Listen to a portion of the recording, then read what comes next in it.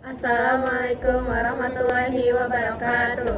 Kami dari kelompok 3 Pendidikan Biologi A angkatan 2023 dengan saya Alia Syakila NIM 2307655. Saya Muhammad Zaki Mutari dengan NIM 2309622. Saya Uminat Ajuja dengan NIM 2301413. Saya Zihan Kuratulahin dengan NIM 2301167. Saya Indah Hanjil Marina dengan NIM 2307291.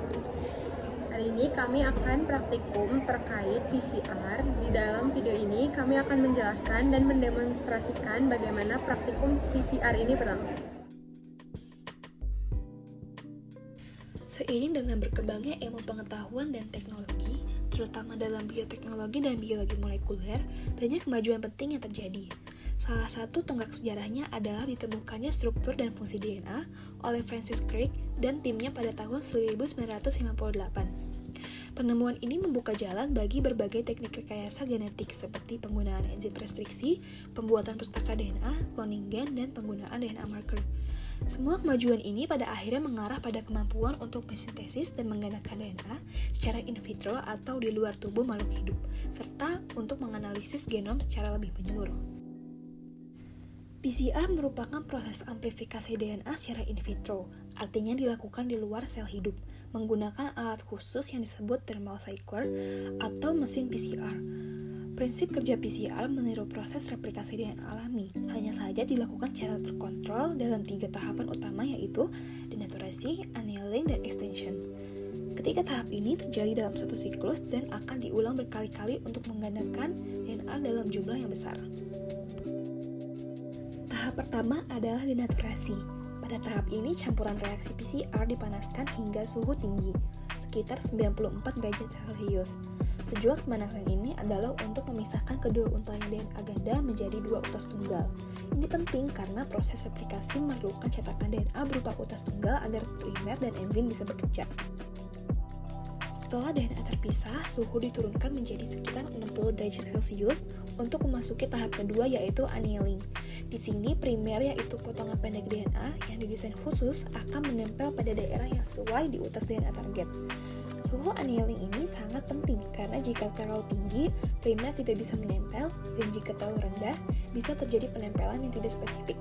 Oleh karena itu, panjang primer dan kandungan basa G dan C sangat mempengaruhi suhu optimal annealing. Tahap ketiga adalah extension. Pada tahap ini, suhu dinaikkan ke sekitar 72 derajat Celcius, yaitu suhu optimal bagi enzim tak DNA polimerase yang berasal dari bakteri Thermus aquaticus. Enzim ini akan mulai mensintesis utas DNA baru dengan menambah nukleotida ke ujung primer, sesuai dengan urutan pada DNA cetakan atau template. Proses ini menghasilkan molekul DNA baru yang identik dengan template. Satu siklus PCR terdiri dari ketiga tahap tadi, denaturasi, annealing, dan extension. Siklus ini biasanya diulang sebanyak 25 hingga 40 kali tergantung kebutuhan. Karena jumlah DNA hasil PCR meningkat secara eksponensial, kita bisa memperoleh jutaan kopi DNA hanya dalam waktu beberapa jam. Setelah selesai, produk PCR biasanya disimpan pada suhu 4 derajat Celcius hingga dianalisis lebih lanjut.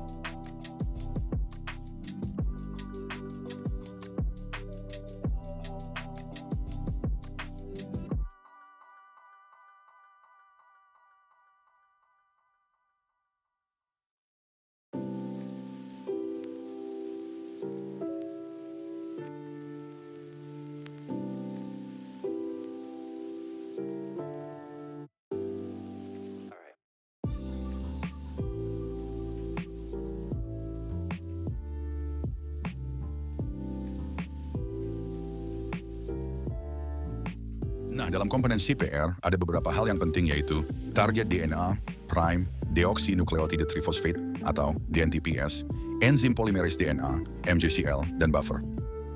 Yang pertama terdapat target DNA, target DNA dalam PCR adalah cetakan untuk molekul DNA baru. Target DNA ini dapat berupa DNA kromosom, DNA plasmid ataupun fragmen DNA apapun dan memerlukan kemurnian dan kuantitas yang memadai 10 kuadrat 5 sampai 10 kuadrat 6 molekul. Konteks kemurnian dan kuantitas di sini dimaksud adalah seberapa bersih atau bebasnya DNA target dari kontaminan, dan untuk kuantitas merupakan jumlah atau konsentrasi DNA target yang tersedia dalam sampel. Penyiapannya bisa melalui metode lisis sel untuk sampel tertentu seperti biakan, sel epitel, atau isolasi DNA standar. Yang kedua terdapat primer. Primer adalah nukleotida pendek yang terdiri dari 12-20 ikatan basa yang esensial dalam PCR untuk memulai pemanjangan DNA spesifik.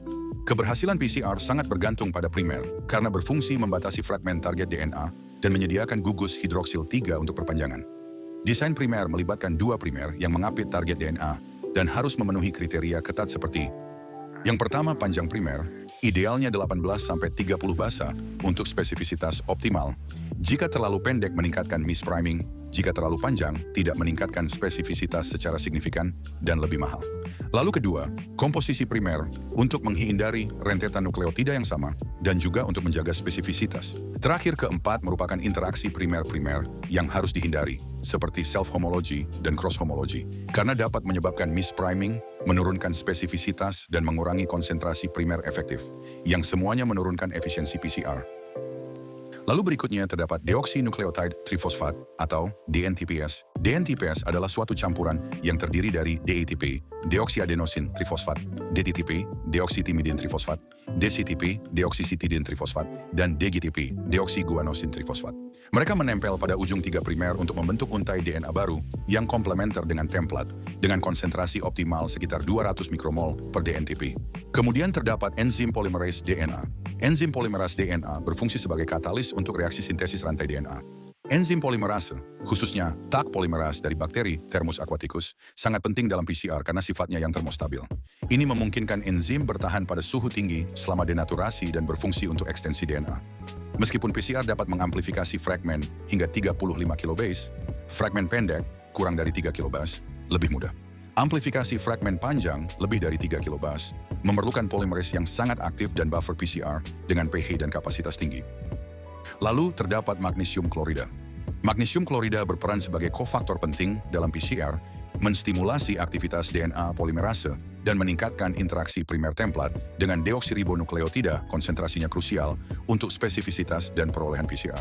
Meskipun sering ada dalam buffer PCR, sebaiknya MgCl2 dipisahkan untuk memudahkan variasi konsentrasi yang optimal. Yang terakhir terdapat buffer. Buffer PCR berfungsi untuk menjaga pH, tetap mendiam selama berlangsungnya proses PCR, di mana akan memberikan efek pada enzim polimerase.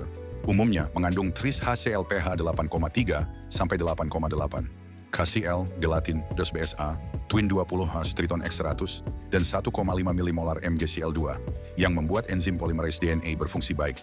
Proses PCR sendiri dilakukan menggunakan termosiklus, sebuah mesin yang mengatur suhu tabung reaksi untuk setiap tahapan reaksi. Nah, dalam komponen CPR ada beberapa hal yang penting yaitu target DNA, prime, deoxynukleotide trifosfate atau DNTPS, enzim polimerase DNA, MgCl, dan buffer. Yang pertama terdapat target DNA. Target DNA dalam PCR adalah cetakan untuk molekul DNA baru. Target DNA ini dapat berupa DNA kromosom, DNA plasmid ataupun fragmen DNA apapun, dan memerlukan kemurnian dan kuantitas yang memadai, 10 kuadrat 5 sampai 10 kuadrat 6 molekul. Konteks kemurnian dan kuantitas di sini dimaksud adalah seberapa bersih atau bebasnya DNA target dari kontaminan, dan untuk kuantitas merupakan jumlah atau konsentrasi DNA target yang tersedia dalam sampel. Penyiapannya bisa melalui metode lisis sel untuk sampel tertentu seperti biakan, sel epitel, atau isolasi DNA standar. Yang kedua terdapat primer. Primer adalah nukleotida pendek yang terdiri dari 12-20 ikatan basa yang esensial dalam PCR untuk memulai pemanjangan DNA spesifik. Keberhasilan PCR sangat bergantung pada primer karena berfungsi membatasi fragmen target DNA dan menyediakan gugus hidroksil 3 untuk. Kemudian kita akan membahas tentang manfaat PCR. Dalam hal diagnosis PCR sangat bermanfaat dalam bidang kesehatan, yaitu mendeteksi patogen. PCR sangat efektif untuk mendeteksi patogen, bakteri, virus, dan dalam sampel klinis seperti darah, dahak, atau cairan tubuh lainnya. Kemudian dalam hal diagnosis penyakit genetik, PCR dapat digunakan untuk mendeteksi mutasi genetik yang menyebabkan berbagai penyakit genetik, dan juga diagnosis penyakit infeksi. PCR dapat membantu mendeteksi penyebab penyakit infeksi seperti influenza, SARS-CoV-2, dan tuberkulosis. Dalam bidang biologi molekuler amplifikasi DNA, PCR memungkinkan amplifikasi DNA dalam jumlah besar, sehingga memudahkan penelitian dan analisis DNA. Kemudian dapat dalam analisis molekuler, PCR digunakan dalam berbagai analisis molekuler, seperti pengkloningan gen, pengurutan gen, dan deteksi mutasi. Kemudian dalam pengukuran konsentrasi DNA, PCR dapat digunakan untuk mengukur konsentrasi DNA dalam sampel, misalnya dalam analisis molekuler tanaman. Kemudian Kali ini akan menjelaskan perhitungan volume reaksi PCR. Dalam suatu reaksi PCR, kita biasanya menggunakan total volume 25 mikroliter. Masing-masing komponen harus disesuaikan volumenya berdasarkan konsentrasi stok dan konsentrasi akhir yang kita butuhkan. Misalnya, jika kita memiliki DNA stok 10 nanogram per mikroliter dan ingin memakai 50 nanogram, maka volumenya tinggal dibagi. 50 dibagi 10 hasilnya 5 mikroliter. Perhitungan serupa dilakukan untuk DNTP, buffer, enzim tak polimerase, MgCl2, dan primer. Air steril atau NFW ditambahkan untuk melengkapi volume total sampai 25 mikroliter. Berikut ini merupakan hasil perhitungan volume untuk setiap komponen dalam satu reaksi PCR. DNA sebanyak 5 mikroliter dan TPS 0,2, buffer 2,5, enzim tak dan primer masing-masing dengan volume tertentu. Lalu air steril sebanyak 13,6 mikroliter. Totalnya pas 25 mikroliter. Jika kita ingin membuat beberapa reaksi sekaligus atau membuat master mix untuk efisiensi, kita tinggal mengalihkan semua volume dengan jumlah reaksi yang diinginkan. Kemudian perhitungan suhu TM dan juga TA. TM atau melting temperature dihitung dengan rumus 2 derajat dikali jumlah basah A dan T ditambah 4 derajat dikali jumlah G dan C. Untuk primary first, A dan T berjumlah 14, G dan C berjumlah 8, maka TM sama dengan 2 dikali 14 ditambah 4 dikali 8 sama dengan 60 derajat Celcius. Setelah itu, kita hitung suhu annealing atau TA. Umumnya, TA adalah TM dikurangi 5 derajat. Jadi, 60 dikurangi 5 sama dengan 55 derajat. Bisa juga dihitung cepat dengan rumus alternatif 6P dikurangi 2 hasilnya 58 derajat. Jadi, suhu annealing yang ideal ada di antara 55 hingga 50 derajat Celcius. Sekarang kita masuk ke latihan soal. Soal pertama, jika kita memulai dengan 16 untai ganda DNA dan menjalankan satu siklus PCR, berapa jumlah totalnya? Jawabannya adalah 32, karena setiap siklus akan menggandakan jumlah DNA yang ada. Soal kedua, jika kita mulai hanya dengan satu duplex DNA dan PCR dijalankan selama 4 siklus, berapa hasil akhirnya? Karena jumlah DNA bertambah 2 kali lipat setiap siklus, maka 2 pangkat 4 hasilnya 16 duplex.